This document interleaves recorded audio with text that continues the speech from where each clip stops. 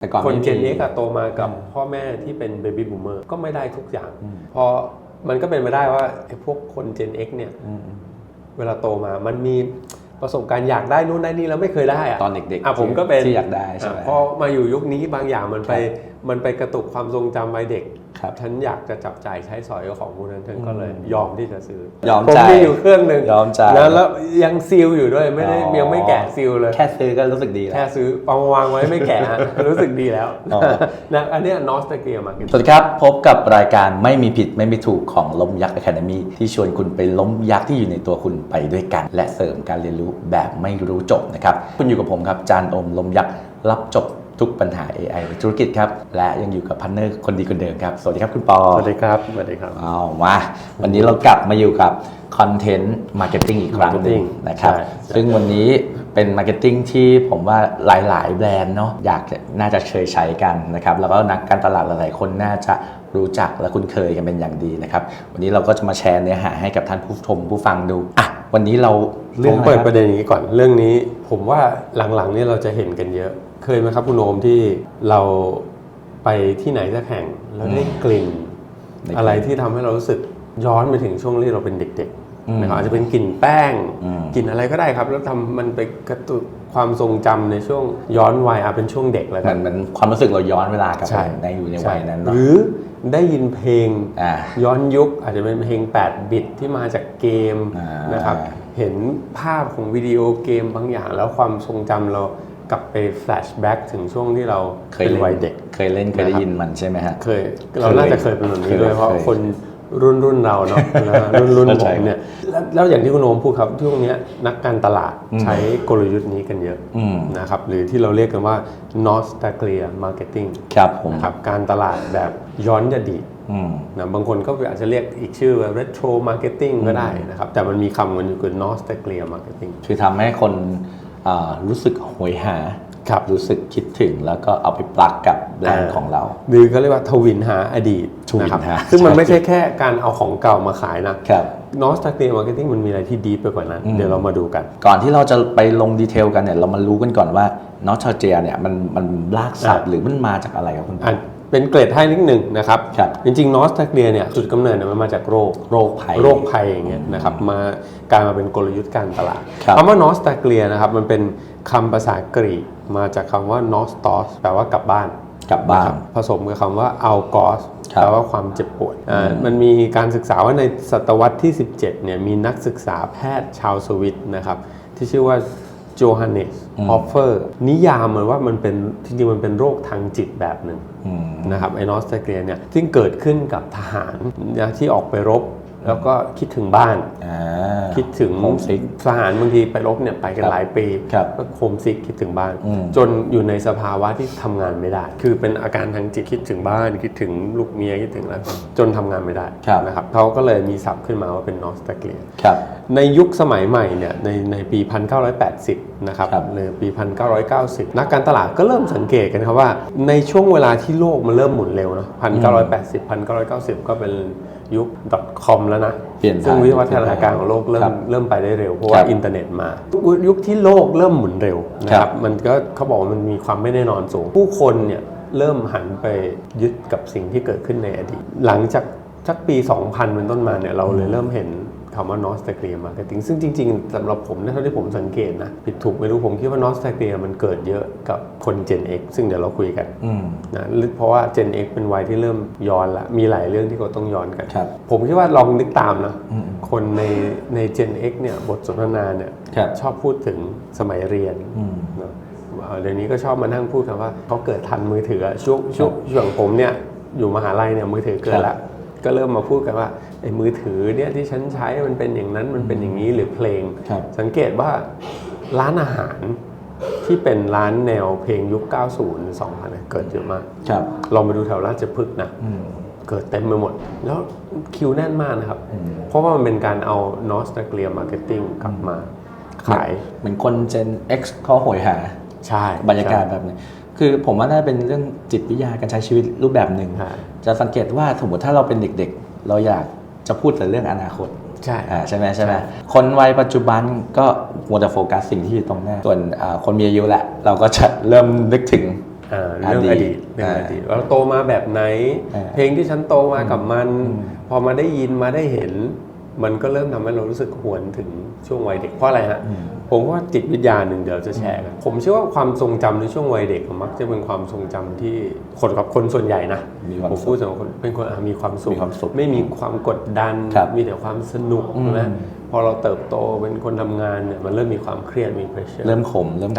คนมันก็จะย้อนกลับไปคิดในช่วงที่เรามีความสุขวัยเด็กถ้าคุณผู้ฟังอาจจะนึกตามนะเดี๋ยวนี้เราจะเห็นสินค้าเต็มไปหมดเลยที่มีการ์ดสมัยย้อนยุคตัวละครแบบย้อนยุคกลับมาขายแล้วมักจะขายดีนี่แหละครับคือ nostalgia marketing งั้นเราลองมาเจาะลึกกันนิดนึงครับว่า nostalgia marketing เนี่ยมันมีจิตวิทยาเบื้องหลังอะไรที่ทำให้คน user หรือผู้บริโภคเนี่ยเขายอมที่จะจ่ายเงินให้กับอดีตอย่างเหมือนเดิมครับเวลาเราแชร์เรื่อง marketing มันมักจะผูกโยงกับเรื่องจิตวิทยานะครับโดยเฉพาะจิตวิทยาที่เกี่ยวกับคนจากการทดลองนะครับของนักวิจัยอันแรกครับก็เรียกว่า the reminiscence bump ช่วงเวลาทองของความจำทฤษฎีนี้โดยได้รับการทดสอบโดยคุณเดวิดรูบินและคณะคำอธิบายของทฤษฎีนี้คือสมองของคนเรานะฮะมักจะบันทึกความทรงจำในช่วงอายุ15ถึง25 ปีได้ชัดเจนวัยรุ่นเพราะมีความเป็นช่วงที่มีความสุขมากจากที่สุดเพราะเริ่มเป็นวัยรุ่นตัดสินใจอะไรเองก็ได้ถ้าเด็กเนี่ยบางทีก็ต้องถูกพ่อแม่ควบคุมอยู่แล้วบางทีมันอาจจะนานอาจจะลืมไปแล้ววัยรุ่นความทรงจำก็เริ่มทำอะไรได้เองนะครับเหมือนที่เรากล่าวเมื่อกี้นักการตลาดเลยมักจะใช้ pop culture นะจากยุคที่กลุ่มเป้าหมายเป็นวัยรุ่นมาเป็นตัวกระตุ้นเช่น Gen X ปัจจุบันเราจะเห็นเพลงยุค 80 90 เนี่ยถูกกลับมาเป็นเรโทรเยอะนะเอามาทำใหม่หรือเป็นเวอร์ชันดั้งเดิมเลยเอามาเปิดเอามาใช้กันเยอะผมมองว่ามันเป็นวัยแบบ15-25เป็นวัยแบบครั้งแรกในหลายๆเรื่องเช่นมีความรักครั้งแรกมันก็จะเพลงที่เราใช้เพลงที่เราฟังคุณโอมเลยใช่ไหมความรักครั้งแรกต่อแถวนั้นอาจจะแบบใช้จีบเขาหรือตอนอกหักที่เราฟังแล้วเราอินกับเพลงนี้ช่วงนั้นมันเป็นช่วง Poppy Love ใช่ไหมเราจะอินกับเพลงรักเป็นพิเศษนั้นเราก็จะจดจำมันได้เยอะเพลงนี้ผมก็เป็นนะเพลงนี้ในโมเมนต์นั้นนี่ว่าผมเคยฟังเพลงพิเศษบางเพลงเนี่ยมันโมเมนต์ที่เราจีบสาวมันทำให้เราโมเมนต์ที่เราย้อนอดีตไปความรู้สึกเราย้อนมันคือช่วงเวลานั้นผมว่ามันเป็นเพราะคน Gen X เนี่ยมีกำลังซื้อเนี่ยก็โหยหากลับไปใช้จ่ายเงินในสิ่งที่สมัยที่ช่วงเวลาที่เราเป็นเด็กทฤษฎีที่2นะครับเรียกว่า social connected เนี่ยคือการเชื่อมต่อกันทางสังคมนะครับโดยดร. คอนสแตนติน เซดิคิเดสนะเขาก็อธิบายว่า nostalgia เนี่ยช่วยลดความรู้สึกเหงาและความรู้สึกโดดเดี่ยวโดยเฉพาะเวลาที่เรานึกถึงอดีตเนี่ยเราจะนึกถึงคนสำคัญของเราในอดีตอาจจะเป็นพ่อแม่เพื่อนนะครับถ้าจากไปแล้วแบรนด์ก็เลยใช้กลยุทธ์นี้มาสร้างความอบอุ่นให้เกิดขึ้นในใจให้รู้สึกเหมือนเป็นเพื่อนเก่าเหมือนเราว่าโตมากับมันอารมณ์แบบเพลงที่คุณเคยฟังแบรนด์ก็เคยฟังฉันก็ฟังเหมือนกันเหมือนเป็นเพื่อนกันฉันเข้าใจคุณนะฉันคอนเนคกับคุณได้หนังที่คุณเคยดูชุดที่คุณเคยใส่ใช่เราก็ดูเหมือนกันอันที่3ครับคือ self continuity นะครับ self continuity ความต่อเนื่องของตัวตนของเราครับโดยคุณทิมไวชัดคุณทิมไวชัดกล่าวว่าในโลกที่เปลี่ยนแปลงเร็วเหมือนกัน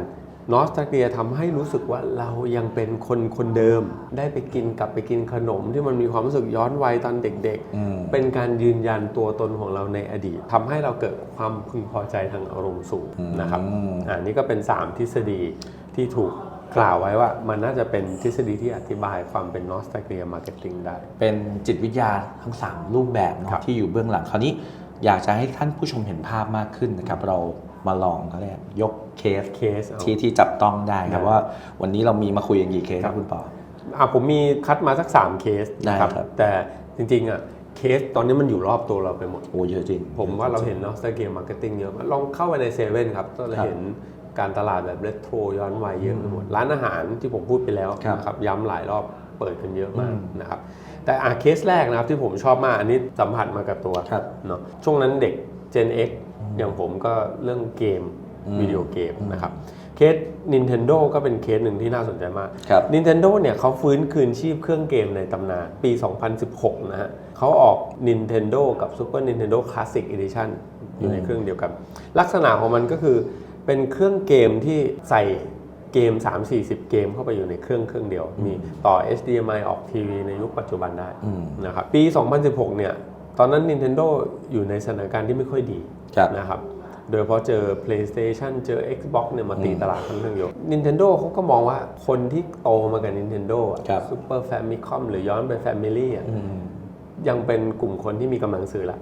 นะครับเขาก็เลยถอยหลังออก NES Classic Edition นะครับเป็นเครื่องเกมตัวจิ๋วๆดีไซน์ย้อนยุคเลยฮะถ้าใครนึกภาพไม่ออกเดี๋ยวเราขึ้นแคปชั่นให้ดูย้อนยุคจะทำให้มันเล็กลงใส่เกมเข้าไปมีหน่วยความจำนะครับที่ย้อนกลับไปออกลักษณะหน้าตาคล้ายๆปี 1985 ออกมาวางขายเป็น Limited Edition นะครับอันเนี้ยมันไปคล้องกับจิตวิทยาเรื่อง Reminiscence Bump ไปกระแทกอดีตให้กับคนที่เกิดมาในยุคนั้นซึ่งช่วงปี 2016 เนี่ยก็จะอายุประมาณสัก 30-45 ปีซึ่งโตมากับไอเกม Nintendo ปรากฏว่าเครื่องเกมนี้ขายดีมากออกวางขายทั่วโลกนะครับก็หมดเกลี้ยงภายในเวลาเขาบอกว่าไม่กี่นาทีนะไม่กี่นาทีเลยผมว่าหลักไม่กี่วันอะขายหมดแล้วนะครับก็คือคนที่ซื้อคือคนที่อายุ30-40ใช่แล้วก็สร้างกระแสเลยตอนนั้นกลายเป็นเครื่องที่ขาดแคลนตอนนี้ในตลาดมืดเนี่ยเขาก็มีขายกันนะครับแต่ราคาขึ้นไปประมาณ5เท่าถ้าสภาพดีหน่อยเนี่ยขึ้นไปเกือบ10เท่าสารภาพว่าผมเป็นหนึ่งในนั้นเป็นลูกค้าผมเป็นหนึ่งในนั้นผมมีอยู่เครื่องหนึ่งยอมจ่ายแล้วยังซีลอยู่ด้วยไม่ได้ยังไม่แกะซีลเลยแค่ซื้อก็รู้สึกดีแล้วแค่ซื้อเอามาวางไว้ไม่แกะรู้สึกดีแล้วนะอันนี้ Nostalgia Market นะครับถ้าพูดถึงเกมอย่างตัวที่เป็นกระแสตอนเนี้ย Resident Evil Requiem ดังเป็นผู้แตกเลยตอนนี้ผมว่ามันเป็นเกมที่มีหลายภาคเนาะไม่รู้ว่าใช่หรือเปล่านะแต่Nostalgiaในการที่หยิบเกมเก่าสมัยนั้นเขาเรียกมารีเมคมาทำในรูปแบบใหม่หรือใช้ตัวละครที่เราโตมากับมันเกมเนี้ยที่ไฮส่วนหนึ่งผมว่าเกิน 80%คือตัวละครเนี้ยตัวลีออนที่กลับมาในวัยที่เขาแก่ขึ้นผมว่าอันนี้น่าจะเรียกว่าเป็นหนึ่งในเชียร์เนาะเพราะว่าคุณโอมพูดน่าสนใจอย่าลืมว่าเกม Resident Evil นี่มันเกิดมาตั้งแต่ PlayStation 1ถ้าผมจำไม่ผิด PlayStation 1 นี่ย้อนไปก็20 ปีแล้วนะเพราะ PlayStation เพิ่งฉลองครบรอบกี่ปีนะรู้สึกPlay เพิ่งฉลองครบรอบ30 ปีสิใช่ไหมที่เพิ่งออก30รุ่น30 ปี Edition มาแล้วมันเกิดมาตั้งแต่30 ปีที่แล้วพูดง่ายตอนนั้นผมอยู่ประมาณม.6 มหาลัยเนี่ยตอนที่ Play 1 ออกคนที่อยู่ในยุคผมด้วยนะตอนนี้คือ Gen X แล้วคน Gen X ก็คือคนที่ยังเล่นเกมอยู่มันต่างกับคน Baby Boomer ไม่เล่นเกมเพราะไม่ได้โตมากับวิดีโอเกมผมหรือ Gen Y อย่างคุณโอมเนี่ยเล่นเกมก็ไปย้อนยุคเฮ้ยเกมนี้ฉันเคยโตมากับมันเพราะความรู้สึกที่เห็นหรือเล่นหรือตอนเปิดตัวแล้วตัวละครเนี่ยอยู่มาโผล่ในภาคนี้ด้วยวัยที่เขาโตขึ้นโตเหมือนเรารู้สึกว่าเฮ้ยต้องสื่อว่ะ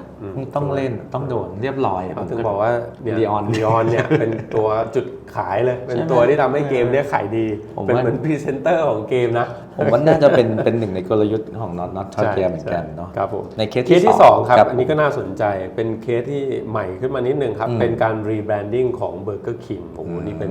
เคสตำนานดังไปทั่วโลก 2021 Burger King เขาใช้ชื่อแคมเปญนี้ว่า The Minimalist Retro กลยุทธ์ของเขานะครับคือเขาใช้หลักการคือ Visual Heritage for Future Trust เอาอดีตมาต่อยอดสร้างความเชื่อมั่นในอนาคตคำแปลมันที่มานะครับถ้าย้อนไปก่อนปี 2021 โลโก้ของ Burger King มันก็จะมีความฉูดฉาดดูมีความเป็นพลาสติกมีความเป็นสังเคราะห์นะครับไม่ค่อยเรียวเท่าไหร่ใช้มานานใช้มา20 ปีนะครับซึ่งก็ไม่ผิดเพราะว่ายุคสมัยนั้นจนถึงสักปี 2020 เนี่ยแบรนด์ก็จะมักจะมีวิธีการออกแบบดีไซน์ในลักษณะนั้นพวกเขา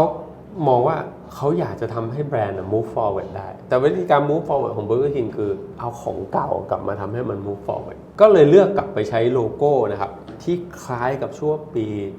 1969 ถึงปี 1994 คือเก่ากว่านั้นอีกไปช่วงใช้ของเก่าเลยเอามาปัดฝุ่นใหม่ครับซึ่งตอนนั้นเนี่ยโลโก้ของ Burger King เนี่ยนะครับเป็นรูปขนมปังเบอร์เกอร์ประกบกันแล้วก็ใช้โทนสีที่มันวอร์มมีความอุ่นๆมีความออร์แกนิกมากขึ้นคือน้ำตาลแดงส้มครีมที่เห็นกันอยู่นะครับแทนที่จะใช้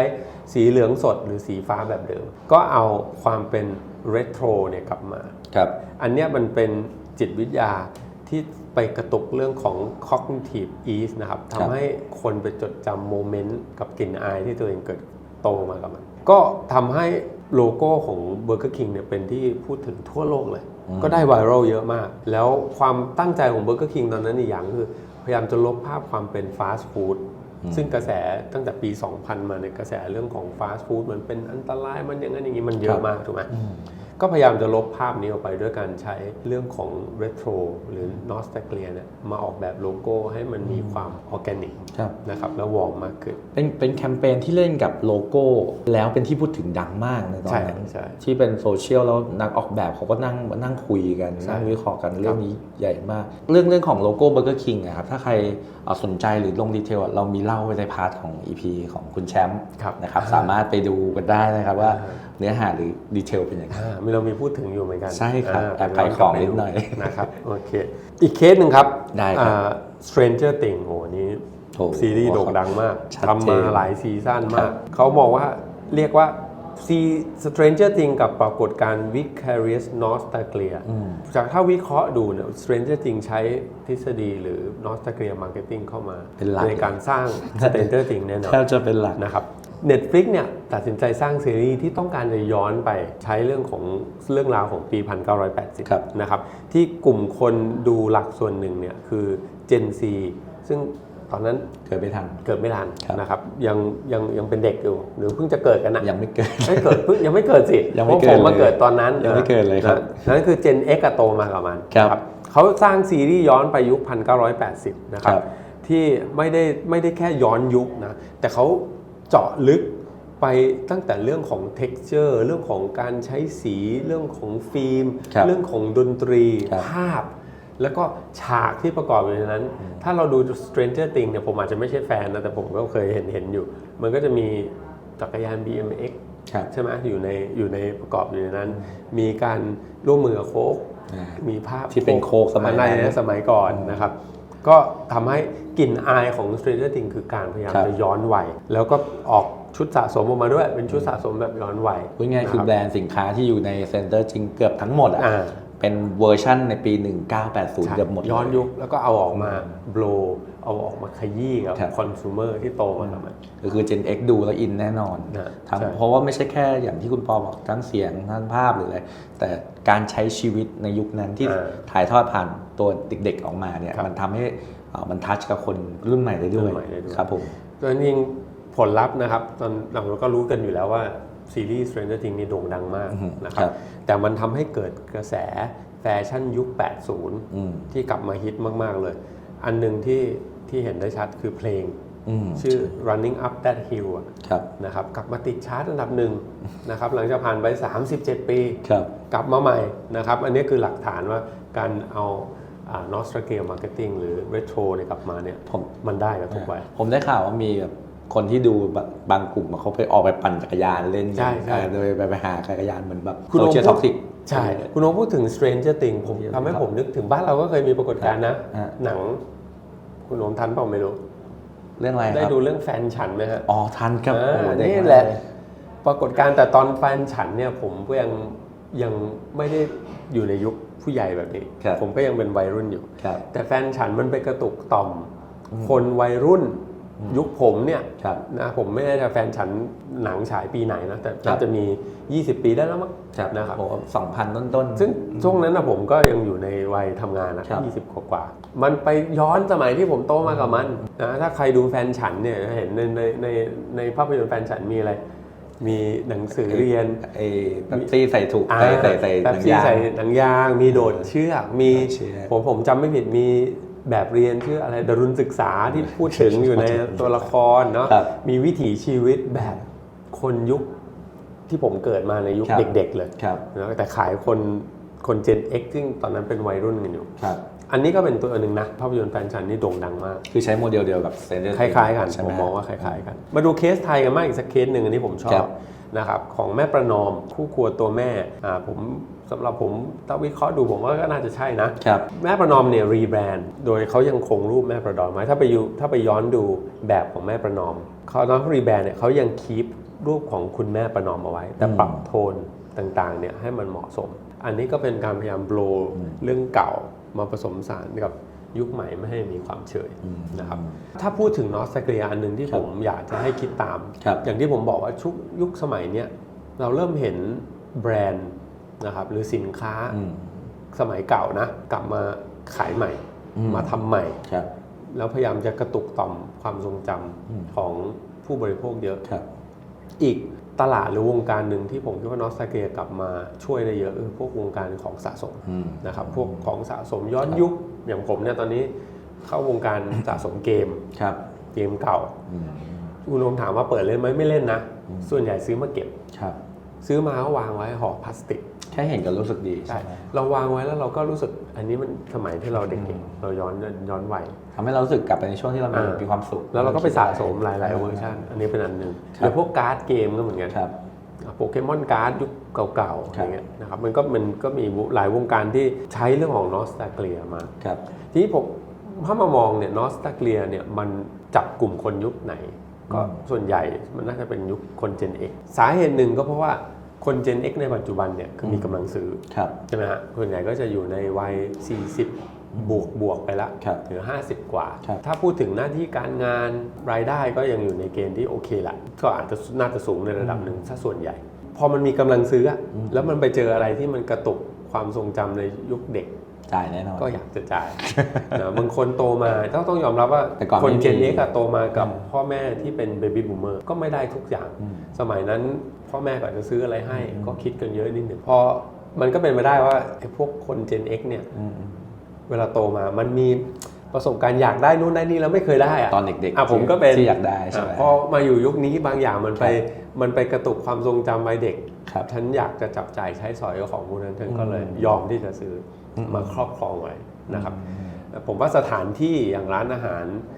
แนวนั้นมันเกิดขึ้นเยอะเพราะว่าคน Gen X เขาก็อยากไปอยู่ในสถานที่ที่มันย้อนความทรงจำมาอยู่เจอเพื่อนฝูงมาคุยความรู้สึกวัยเด็กกันมันทำให้การสื่อสารของแบรนด์มาถึงเราเนี่ยมันรู้สึกทัชได้ง่ายกว่าเนาะเพราะเหมือนคุยภาษาเดียวกันเราชวนคุยเรื่องเก่าเราก็เลยรู้สึกอินไปกับมันนอกเหนือจากคน Gen X อันนี้เป็นความน่าสนใจเนาะถ้าคุณผู้ฟังเป็นน้องๆ Gen Z ช่วยกันเขียนคอมเมนต์บอกผมหน่อยว่าผมผิดถูกหรือความเข้าใจผมเป็นยังไงมันมีเรื่องน่าสนใจอย่างครับช่วงหลังๆเนี่ยผมไปพบปะน้องๆมหาลัยเยอะนะครับหลายมหาลัยเลยผมได้ยินเรื่อง Nostalgia Marketing เนี่ยคุณโอมจากเด็ก Gen Z เยอะมากเขาเริ่มหวยหาแล้วครับผมให้ไปทำแคมเปญนะครับเอาแบรนด์ไปทำแคมเปญกับน้องๆมหาลัยปรากฏว่าปีที่แล้วเนี่ยมีอยู่สัก2ที่นะขายแคมเปญกลับมาให้เราตัดสินเนี่ยส่วนใหญ่พูดเรื่อง Nostalgia Marketing ผมก็ถามน้องๆ Gen Z นะเด็กน้องๆมหาลัยว่าเขาเพิ่งเป็นวัยรุ่นเองเขาจะโหยหาอดีตอะไร10 ขวบอย่างเงี้ยเหรอก็โหยหาไปกับของที่ตัวเองโตมาเหมือนกันขนมที่เราโตมากับมันตอนความทรงจำสมัยเด็กๆเป็นยังไงผมว่าคงคล้ายๆกับคน Gen X นี่แหละว่าโตมาแบบไหนก็ย้อนกลับไปแต่ว่ามันน่าสนใจฮะที่ผมเริ่มได้ยินคำว่า Nostalgia Marketing จากเด็ก Gen Z ที่อยากจะย้อนอดีตหรือมีอะไรที่มากระตุกความทรงจำในอดีตของเขาเนี่ยแล้วเขารู้สึกว่ามันใช่ใครคิดว่ามันใช่ลองคอมเมนต์กันมานะครับหรือใครมีเคส Nostalgia ที่น่าสนใจครับลองเล่าให้พวกเราฟังหน่อยเราอยากรู้เหมือนกันเท่านี้ครับถ้าสมมติมองในมุมของนักการตลาดแล้วกันคุณปอว่าเราสามารถมีวิธีการนำของ Nostalgia เนี่ยไปใช้ในการตลาดออกมาเป็นรูปแบบไหนได้บ้างพอเราเข้าใจแล้วว่า Nostalgia มันคือการพยายามหยิบความทรงจำเก่าๆเรื่องเก่าๆกลับมาเล่าใหม่พูดง่ายๆกันเอาเรื่องเก่ามาเล่าใหม่มาปัดฝุ่นใหม่นะครับเพื่อจับกลุ่มคนกลุ่มหนึ่งที่มีความรู้สึกอยากจะโหยหากลับมาเพื่อสร้างความอบอุ่นเพื่ออะไรก็ตามกลยุทธ์ในการนำไปใช้นะครับวันนี้ผมลองสรุปมาเป็นกลยุทธ์ 3R ให้ฝากกันดูว่าเผื่อจะลองนำไปใช้ R ที่1ครับก็คือ relatable เนาะคือต้องเชื่อมโยงได้ฉะนั้น Nostalgia Marketing นะครับเราต้องเลือกยุคสมัยที่เราจะหยิบมาเล่นกับกลุ่มเป้าหมายให้ชัดเจนเช่นถ้าคุณจะขายคน Gen Z คุณจะไปใช้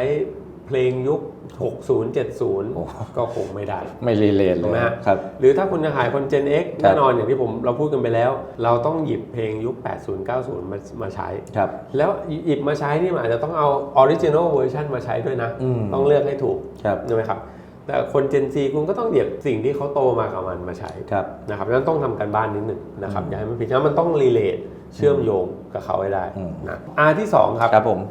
ก็คือ refresh ต้องมีความใหม่ในความเก่า ในมุมของผมเนี่ยคิดว่าการหยิบ nostalgia marketing มาเล่นเนี่ยเราไม่ได้เอาของเก่ามา copy ทั้งหมดนะแต่เราต้องเอาความเป็นอดีตกลิ่นอายมูดโทนต่างๆเอามาปรับใหม่ผสมผสานกับความใหม่ในปัจจุบันเข้าไปให้มันมีกลิ่นของความเก่าแต่ใช้วิธีการเล่าเรื่องหรือใช้เทคนิคอะไรแบบใหม่ๆใส่เข้าไปเช่น